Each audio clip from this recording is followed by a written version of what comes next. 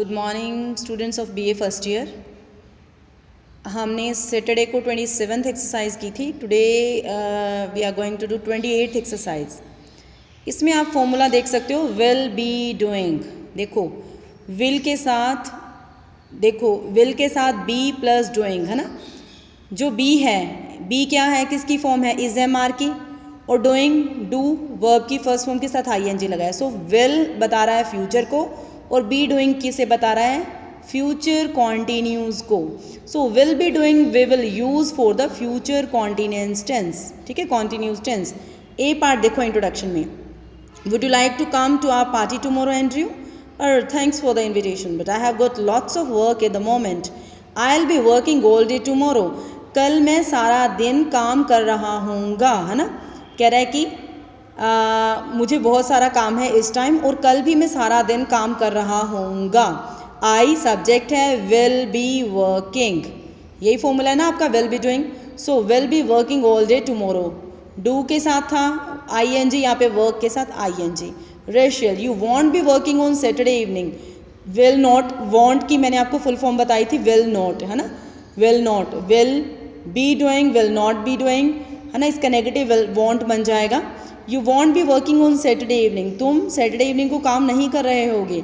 Surely, come on Andrew take a break, will be starting at about 10 o'clock, हम 10 बजे शुरू कर रहे होंगे।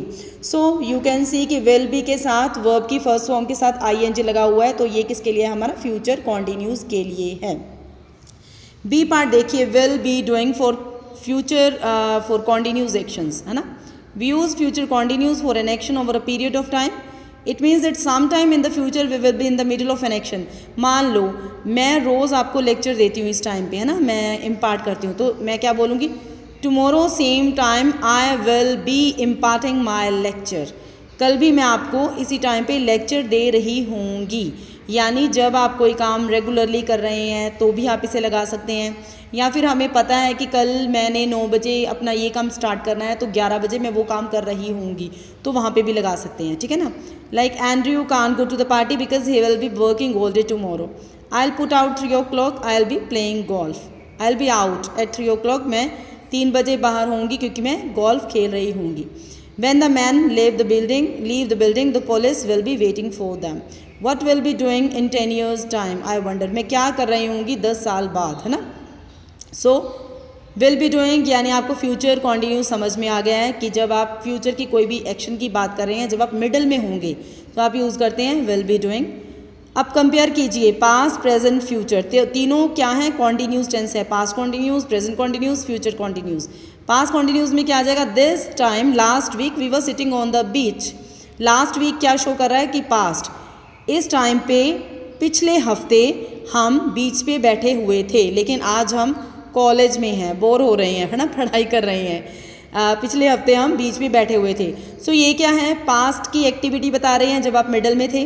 प्रेजेंट में क्या है, at the moment we are sitting on the beach, इस टाइम हम बीच पे बैठे हुए हैं। सो ये प्रेजेंट का बता रहे हैं। फ्यूचर क्या होगा, द टाइम नेक्स्ट वीक, यानी आपने कोई अगले हफ्ते प्रोग्राम ऑलरेडी बनाया हुआ है तो उसके बारे में हम ऐसे ही लगाएंगे, दिस टाइम नेक्स्ट वीक, इसी टाइम अगले हफ्ते we will be sitting on the beach, हम बीच पे बैठे हुए होंगे। सो पास्ट, प्रेजेंट, फ्यूचर, उन्होंने फ्यूचर तो आपको करवाना ही था, पास्ट और प्रेजेंट को उन्होंने रिवाइज करवा दिया। Compare will do and will be doing. Will do तो आपका नॉर्मल फ्यूचर टेंस है और विल बी डूइंग आ गया आपका, यानी विल डू आपका फ्यूचर सिंपल टेंस हो गया और विल बी डूइंग आपका फ्यूचर कॉन्टिन्यूस टेंस हो गया। The band will play when the president enters. देखो इसका क्या मतलब है, बैंड विल प्ले, बैंड बजेगा जब प्रेजिडेंट एंटर होंगे। ठीक है, the president will enter and then the band will play, यानी पहले प्रेजिडेंट एंटर होंगे फिर बैंड बजेगा। लेकिन दूसरा सेंटेंस देखिए जो कॉन्टिन्यूस में है, क्योंकि तब हम मिडल में होंगे। The band will be playing, band already बज रहा होगा व्हेन द प्रेजिडेंट एंटर्स, जब प्रेजिडेंट एंटर कर रहे होंगे, यानी the band will start playing before the president enters, यानी प्रेजिडेंट के एंटर होने से पहले बैंड ऑलरेडी बज रहा होगा। पर जो पहले था विल प्ले, उसमें क्या है, प्रेजिडेंट एंटर होंगे तब बैंड बजेगा। ओके, सी पार्ट देखिए अब इसी का, will be doing for single action.